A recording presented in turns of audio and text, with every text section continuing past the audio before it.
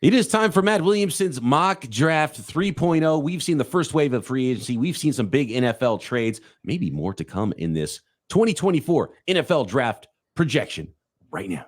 NFL analyst Brian Peacock and former NFL scout Matt Williamson bring you expert NFL analysis every day in less than 30 minutes. Get an inside look into the NFL on the field and in the front office. With elite breakdowns, next-level analysis, and in-depth information only for the real NFL fans. This is Peacock and Williamson, and it starts now.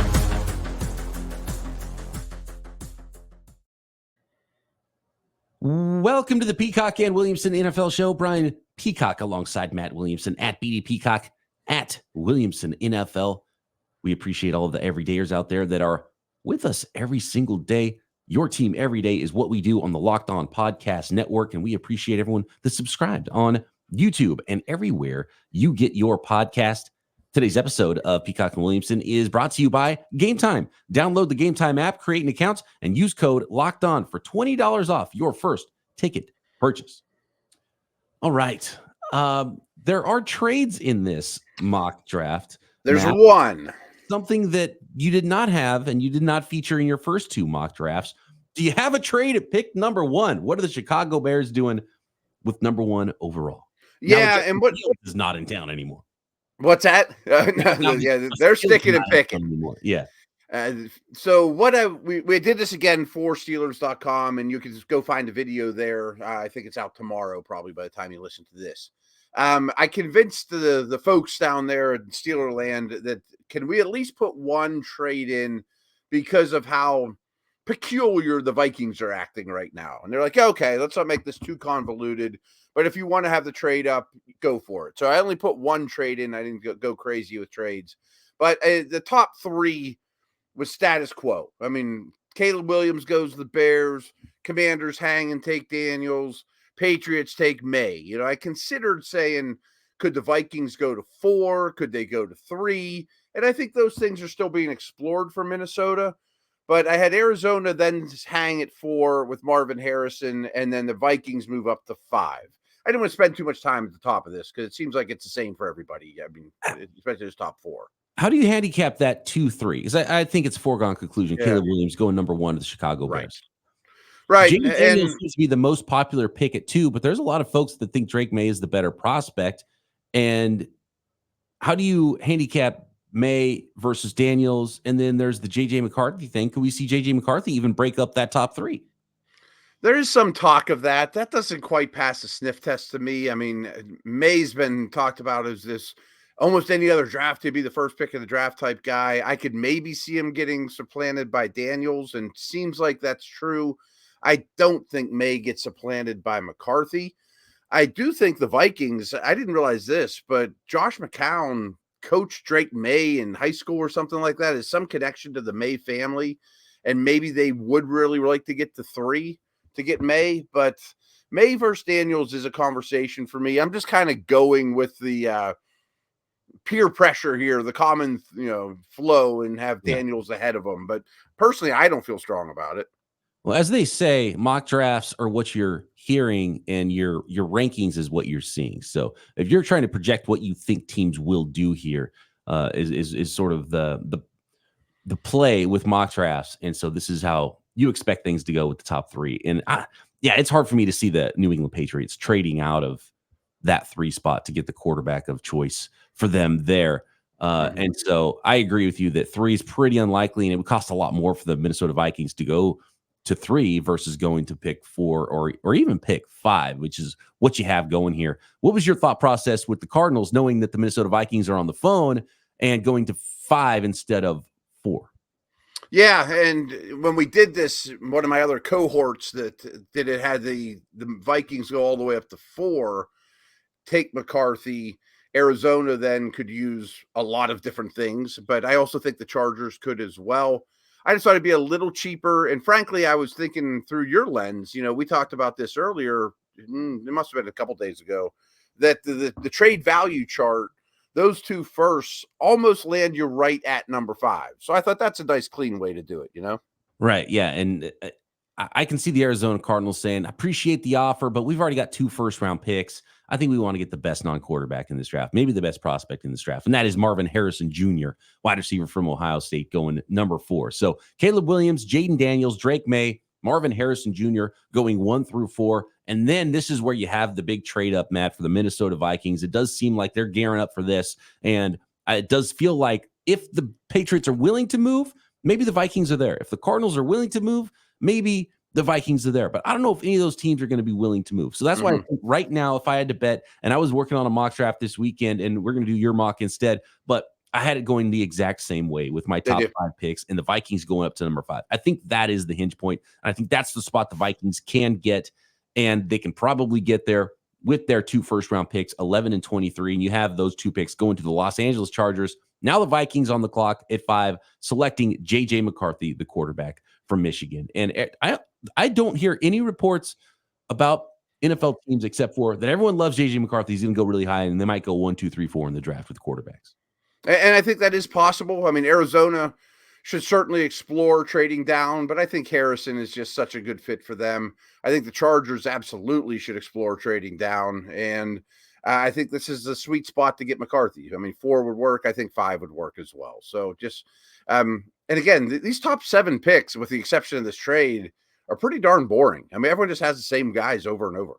Yeah, and it's pretty obvious because you have the New York Giants. If all the quarterbacks are off the board, you don't even have a tough decision really for them, because they've already added pieces on their offensive line and have nobody at wide receiver. And the Tennessee Titans at 7 have big needs on the offensive line, have moved on to Andre Dillard and have done a bunch of work at wide receiver. So it really feels like this has to work out this way. I'm waiting for some bomb to drop, and maybe the Vikings moving in is the thing that changes everything up. And who knows, maybe they get up to 3 or 4, and then that changes the dynamic. But even with the Vikings moving in, it still just goes wide receiver, offensive tackle with Malik Neighbors, Joe Alt at 6 and 7. Yeah, and maybe somehow the Giants have to settle for Roma Dunze, or the Titans have to settle for Fashanu at Penn State, or Latham. But I think the Giants are going to get a really good receiver, and the Titans are going to get a really good tackle. Next, interested to see where you go now with the 2 extra picks for those Los Angeles Chargers. And I think it's a very needed thing for the Los Angeles Chargers after losing both of their wide receivers. They could stay and draft the wide receiver there. They could move back. They could move back up. But I think it would behoove I could argue with the Patriots moving back as well, but they're just so quarterback needy. And you can still get a pretty good quarterback or a good wide receiver at 11 or 23 if you're the Chargers. So we'll see if you go that direction with those. I also have 2 late breaking newses, but I'm going to wait until their teams pop up. Oh, okay. We got late breaking. Yeah. Yes, one of them just screwed my mock all over the place, but that's all right. Right. Next. This episode of Peacock and Williamson is brought to you by Game Time. It's not supposed to be a hassle when you're going to buy tickets for your next big event. You should be pumped, right? You're going to go catch a football game with the boys. You're going to go get tickets to see a basketball game. You're going to a movie. You're going to see a concert. You're going to a theater event near you. You shouldn't have to worry about the hassle of buying tickets, and that's where Game Time comes in. Game Time is the fast and easy way to buy tickets for all of the sports, music, comedy, and theater events near you. Killer last-minute deals, all-in prices, and views from your seat, and the Game Time best price guarantee takes all the guesswork out of buying tickets. And let's talk about those last minute deals for a second. Game Time has deals on tickets right up to the start of the event and even an hour after an event starts. It's the place to find last minute seats. So take the guesswork out of buying tickets with Game Time. Download the Game Time app, create an account, and use code LOCKEDON for $20 off your first purchase. Terms apply. Again, create an account and redeem code LOCKEDON for $20 off. Download Game Time today. Last minute tickets, lowest price, guaranteed.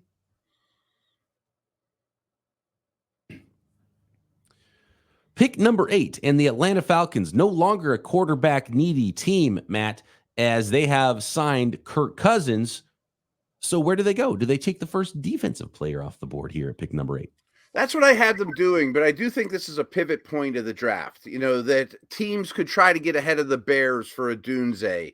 Maybe somebody really wants Brock Bowers in this neighborhood, or the second tackle off the board, and I don't think there's a definitive best defensive player, but I think consensus is it's probably Dallas Turner, the edge from Bama, and the Falcons could absolutely use him. So I have them sticking there and taking Turner.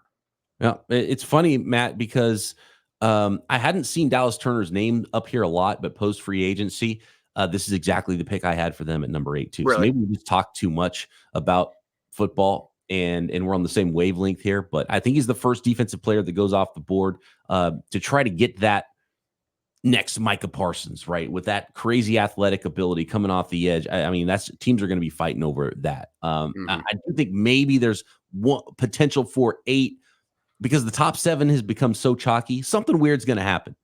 And we fall out of there to where things might change for pick 8 or 9 with some possible movement here. And who knows? And we had talked about this after free agency. Could the Atlanta Falcons, if the Vikings can't get a deal in the first 7 picks, could the Minnesota Vikings double dip with the Vikings and the Falcons get a pick for them to move up from 11 to 8 after signing their quarterback away, making them needy enough to go trade up for a quarterback? Wouldn't that be something? Yeah, that'd be kind of crazy. Or maybe Vikings have to forfeit one of those picks because they were tampering with Kirk Cousins too. So we'll find out what the tampering charges are and the tampering ruling apparently that is then and looming. So who knows if the Vikings would even want to deal with the Falcons in that case. But let's move along. We've got Dallas Turner, edge rusher out of Alabama, to the Atlanta Falcons at pick number 8. And that brings up the Chicago Bears for the second time in this mock draft, number 9. And you got Rome Odunze, wide receiver from Washington, putting together a dynamic pass catching group for their new quarterback there. Oh, man. And it's amazing that a prospect as good as him could actually fall till 9. I think he's a total stud. And quick self-promotion, I started my own YouTube page, and that's at Williamson NFL. Please go check it out. Just got over 500 subscribers, rolling along pretty well. But I'm starting a series there where I'm spending like 5 minutes on starting a pick number 1, and I am mock drafting. I'm going to one of the simulators, mock drafting it live, getting, moving through the draft through the eyes of other teams. I always do it for the Steelers. And I told myself on that one, I'm not even going to listen to trades if the Odunze's there. I'm just running to the podium, and that's how it worked here. That's how it worked in that mock, and I think that's just like too good to be true. And you're going to get a good player here too if it's not Odunze. Oh, yeah. You go double tights, right, and go with Brock Bowers a tight end. You go with the second offensive tackle in this case. Do you go with another defensive player? Maybe Dallas Turner is your guy to add more juice on the defensive side of the ball, which the Bears still need. They got some work to do. So they're in a good spot here, are the Bears, and they could even move down. That could be another. They're light on picks. They don't have a lot of picks outside the top first, and they don't draft again until the 4th or something, right? It's like 120 or something in that neighborhood. Yeah.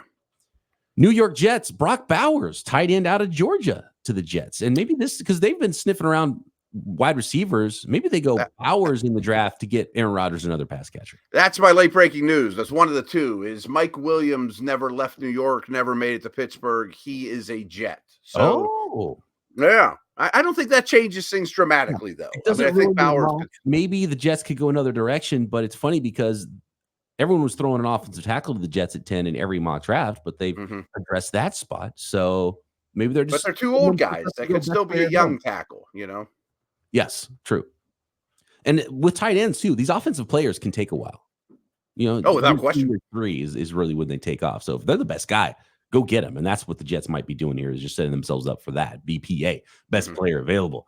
Now you've got the Los Angeles Chargers, who traded down from 5 with the Minnesota Vikings. They have 2 picks, 11 and 23. What do you like the Chargers to do now after moving down out of the top 5 at pick 11?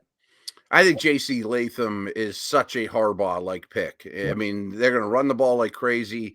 I think he's the best run blocker in the entire draft. It's not a left tackle that has to learn right tackle. Slater can stay on the left side.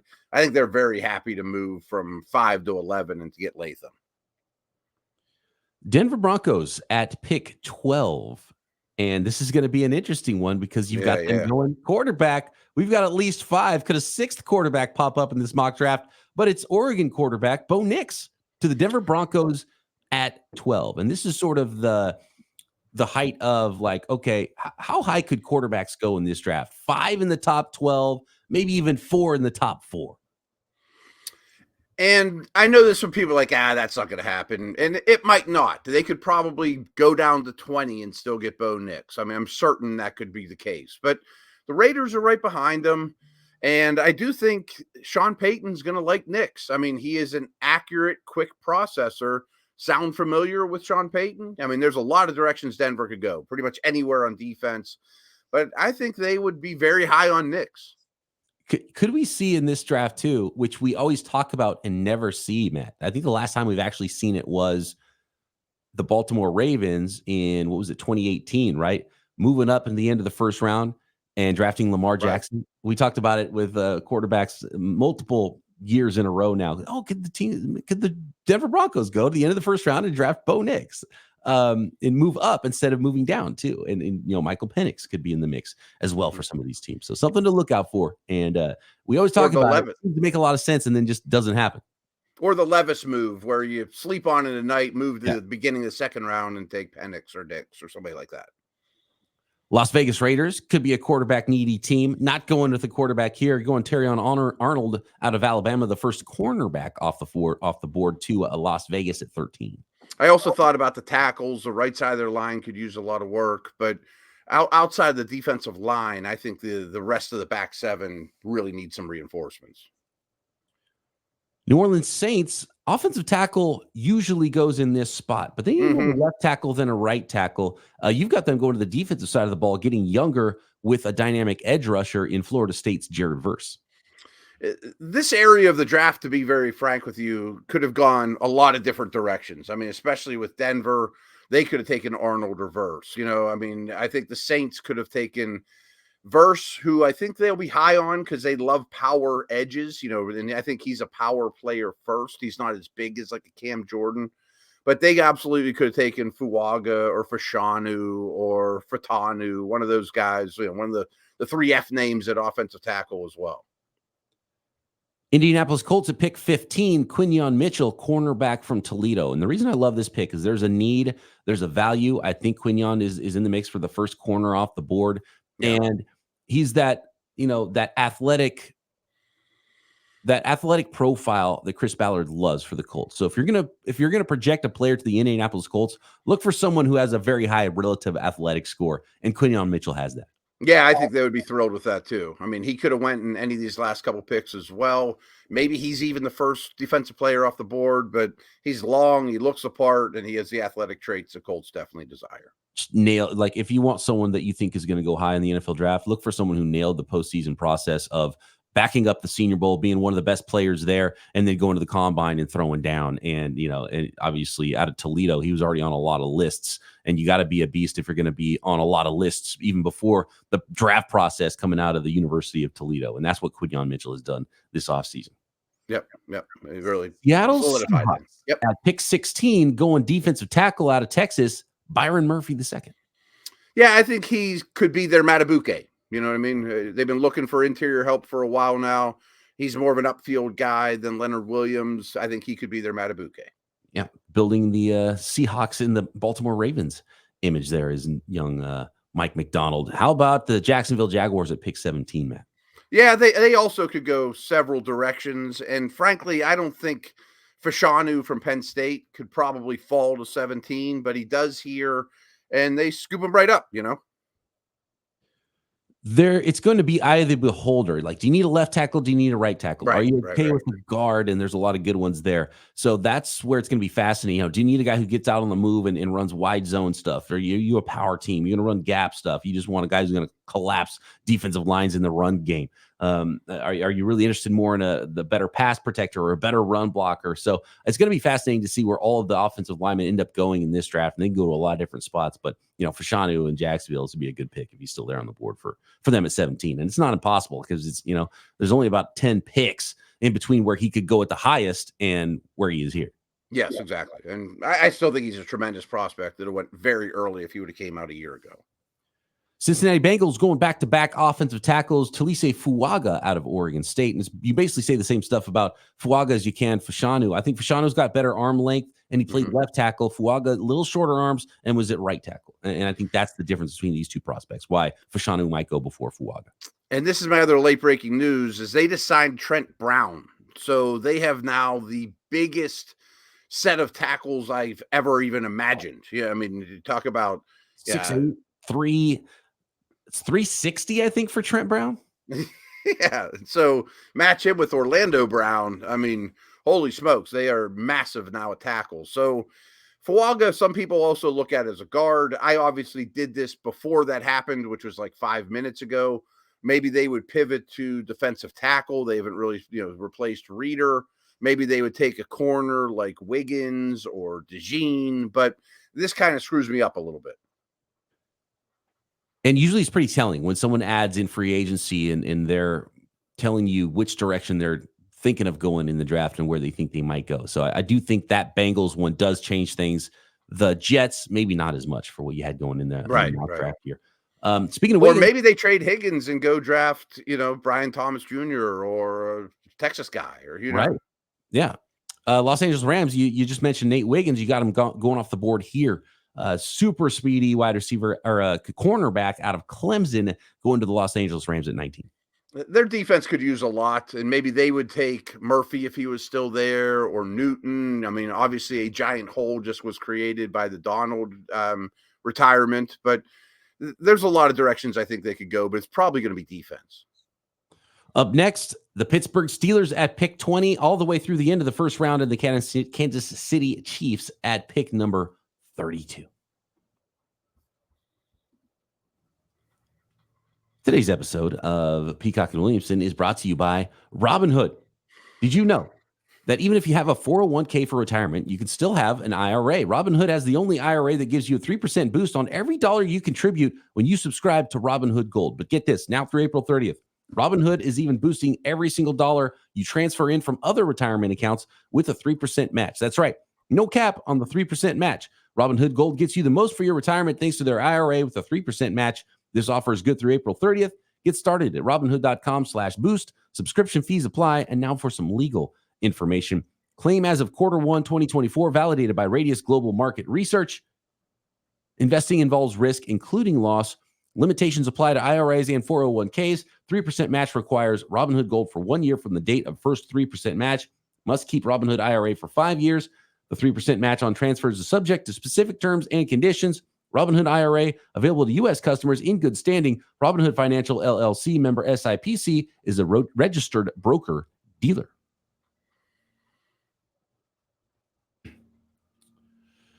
Pittsburgh Steelers, they're sniffing around wide receivers right now. The latest is that they were going to bring in Mike Williams. Or did Mike Williams go to Pittsburgh? He never made it. I guess he signed with the Jets before he ever landed here. Never made it. We're hearing rumors now that they're talking to the 49ers about Brandon Ayuk potentially, and they're sniffing around. They're making calls to a lot of teams, looking under a lot of rocks for some wide receivers after trading away Deontay Johnson. Clearly a need after free agency, the most obvious need for those Pittsburgh Steelers. So what do you have them doing here at pick number 20? Yeah, and Brian Thomas could be in play here. Adonai Mitchell, who I'm warming up to, could be in play here. But deep down, I think they're going to get some sort of receiver locked up, even if it's like a Tyler Boyd that isn't exciting.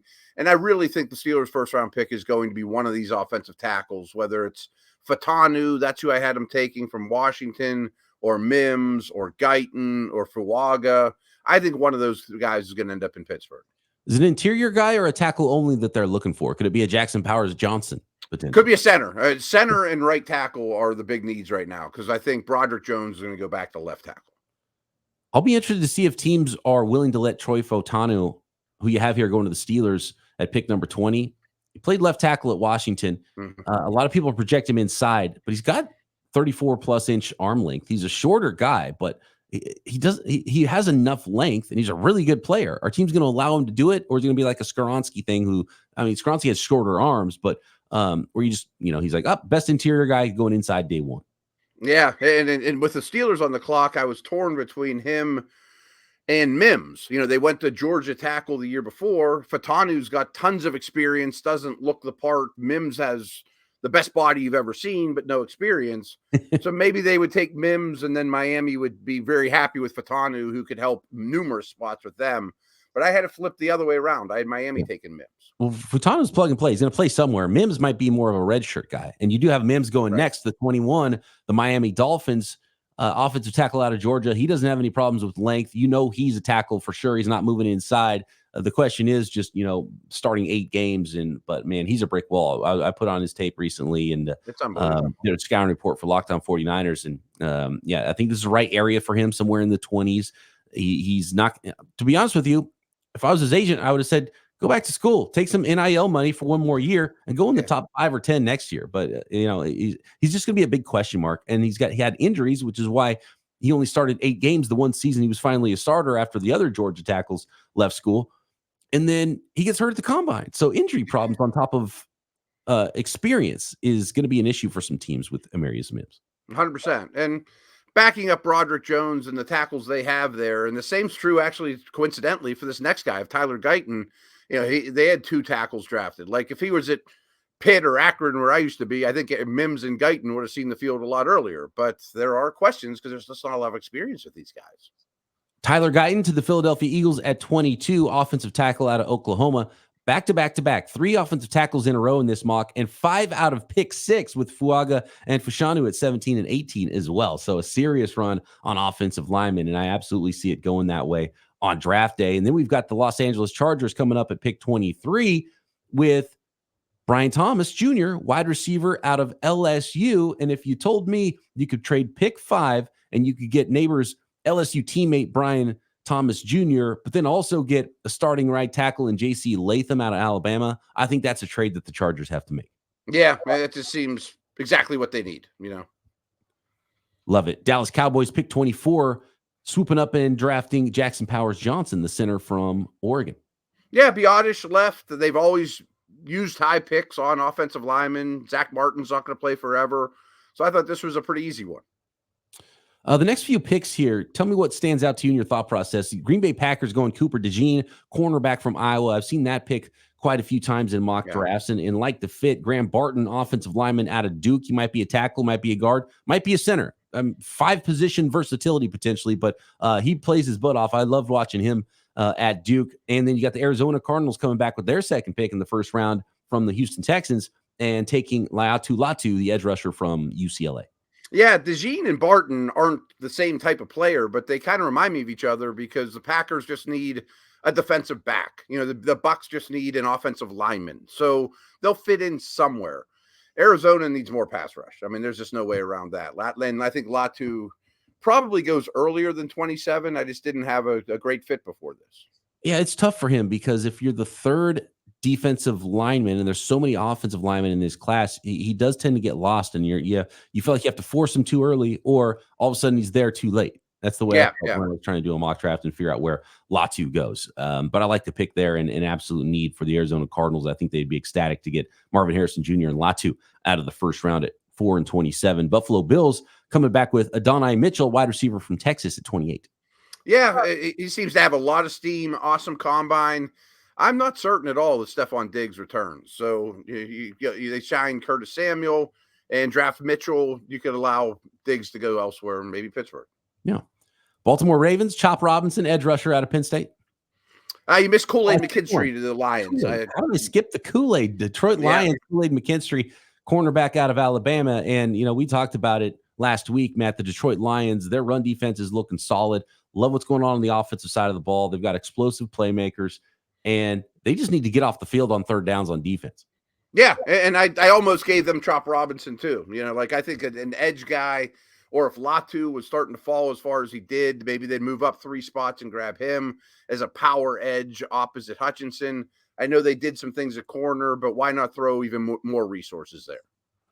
And then you have Chop Robinson going to the Baltimore Ravens, edge rusher out of Penn State. And it does feel like, best offensive or defensive lineman is kind of what the Ravens do. They just kick back and wait for a good player to fall to them. And I like the upside for Chop Robinson. I think he's going to be a better pro than a college player statistically as well. I could see that. And their O-line's pretty beat up at the moment. I think they could definitely go O-line there. But Robinson reminds me a lot of his old teammate Oweh and Ajabo that they drafted. So that's definitely their type of edge guy.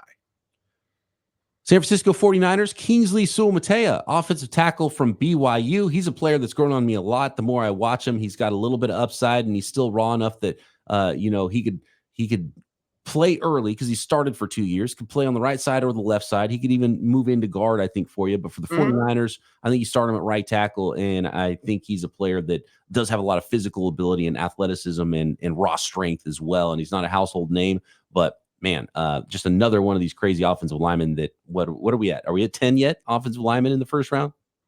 Right in that neighborhood. And I mean, he may have went ahead of Broderick Jones last year if he came out. I mean, like, he's a really, really good prospect, and you get him as a Super Bowl runner-up team. I mean, I love that. And the last pick of the first round, it is the Kansas City Chiefs going on the D line out of Missouri. The Senior Bowl standout, Darius Robinson, could play end, could be a bigger, defensive end, and he produced a lot of pressure there in his last season at Missouri. But he was an interior guy earlier on at Missouri as well, and has the size to play there. They keep using high picks on defense. I mean, I think he could kind of be your Karlaftis on early downs, next to Chris Jones on passing downs. I had originally put Worthy here, but they signed Marquise Brown, so I don't know they'll be in the receiver market as strong. There you go. That is Matt Williamson's third mock draft of the 2024 NFL draft process. Let us know what you think about the picks for your team at Williamson NFL, at BD Peacock, or drop a comment and a question for this week's mailbag on YouTube. And we'll talk to you then right here, Peacock and Williamson.